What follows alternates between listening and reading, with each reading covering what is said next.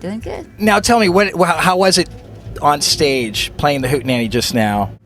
Hot, loud. No, I enjoyed it. Gosh, there were so many kids, especially down front, where I could really see good that were dressed so cute, with the hair done like we wore it in the 50s and the little dresses. And heck, it makes me feel like a teenager again. Why wouldn't I like it? Exactly. What do you think? Why do you think that look has come back and it's so strong right now? Well, I don't know. Simplicity, if nothing else.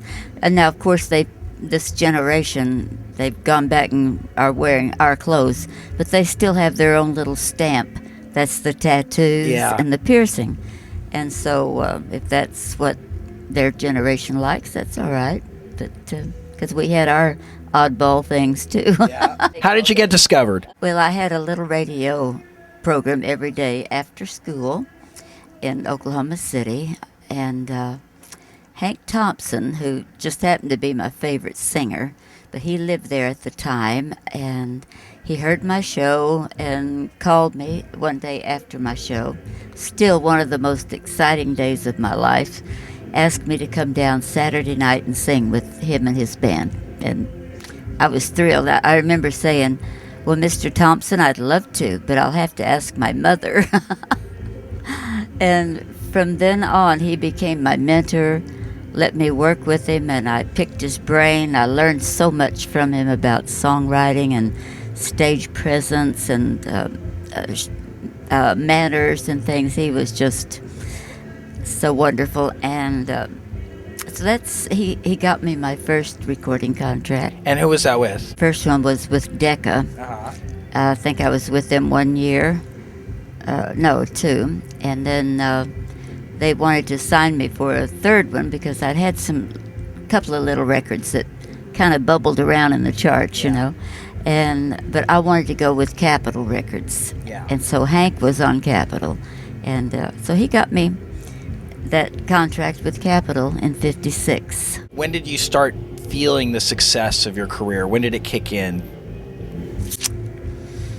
Well, was it the Capitol years or the Decca years? No, it was Capitol. Okay.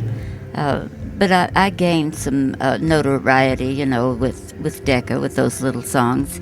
And I signed with a national TV show, the very first country television network show, and that was the Ozark Jubilee.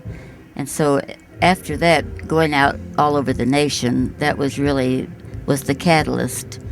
And also working with Elvis Presley helped too in those years. Now tell me about your relationship with Elvis. We were very good friends, and we liked each other as boyfriend and girlfriend.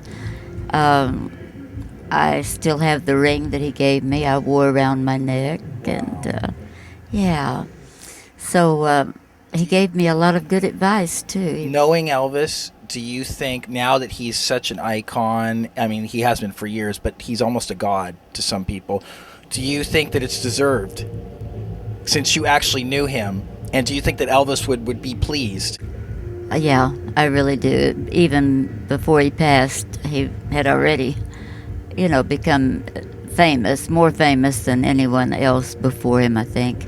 Changed the whole music industry, turned it upside down. And he was the one that insisted I get on the bandwagon and try to sing this music. And so he made me promise, so I kept my promise and tried, and I'm glad I did. But yes, he's just the essence of rock and roll. The simplicity and the innocence in a way, even though he was pretty controversial on stage. But Elvis never took himself real serious. He was just playing. He was just a playful guy, enjoying the success and just trying to hang on because it was exploding. How was the trip for you, the success trip? What were some highlights? Well, highlights along the way. Well, every night, Saturday night, in my business, so I've had a lot of things, inductions into the various Hall of Fames, Rockabilly and international rockabilly, international gospel, Oklahoma music, and kind of goes on. So last year was really the biggest award that I've ever received and ever can receive, any artist, and that was the National Endowment for the Arts Heritage Fellowship. And I couldn't believe this when I was told, and my husband couldn't either. He kind of laughed at the guy that told him and hung up. And then he got to thinking, he said, that guy sounded pretty serious, so he called him back.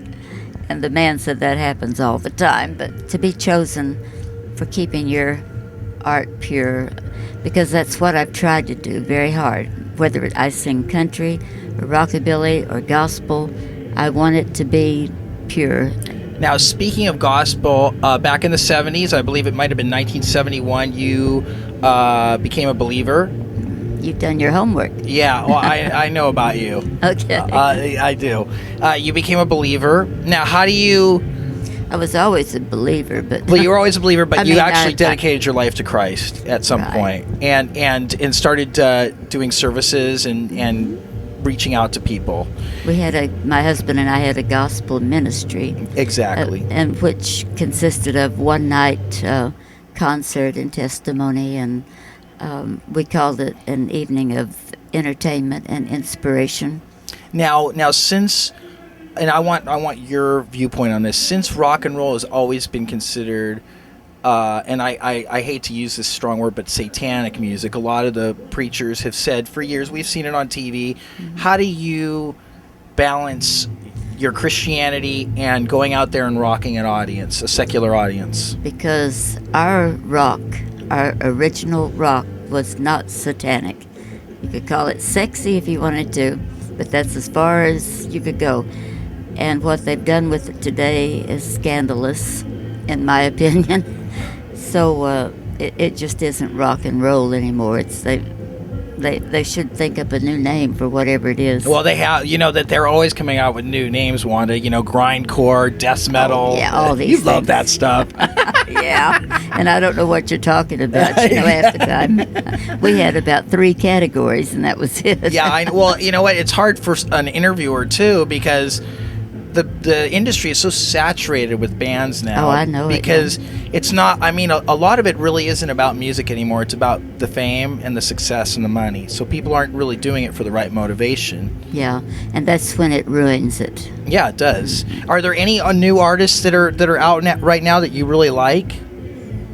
Yeah, there's some. I don't know about the rock field, But country music. Yeah, I buy country music. I went to Amoeba Records yesterday and had a good time, and bought about $80 worth of stuff, but it was mostly the older things. But yeah, I love Garth Brooks, Tanya Tucker, George Strait. Yeah. The Dixie Chicks are so talented. Mm-hmm. I bought their new album. So far, haven't decided if I like it. Yeah, or not, I was wondering how that would be, because Rick Rubin produced that, and Rick Rubin produced the last Johnny Cash stuff.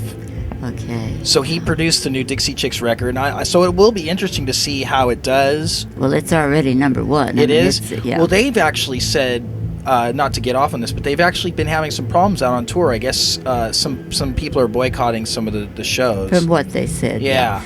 Yeah. See, in the old school, I call my days in the old school, there was 2 things you did not talk about on interviews or on stage. That was politics and religion. So that's where I stand on that. Nowadays, it seems to be the big thing to do. Get you a cause. And I don't know how I feel about it. I don't think that deep. I guess it's good, some of it, but... This isn't your first hootenanny, is it? Yeah. It is. What came across your mind when you heard they've asked you to play the hootenanny? I thought, an all-country show. Yeah, that's what everyone thinks. He said, no, said it's rockabilly, that type. I said, well, that's interesting. Of course, I do all the festivals all over our nation as well as in Europe and Scandinavia. They have a lot of festivals that they they love their festivals.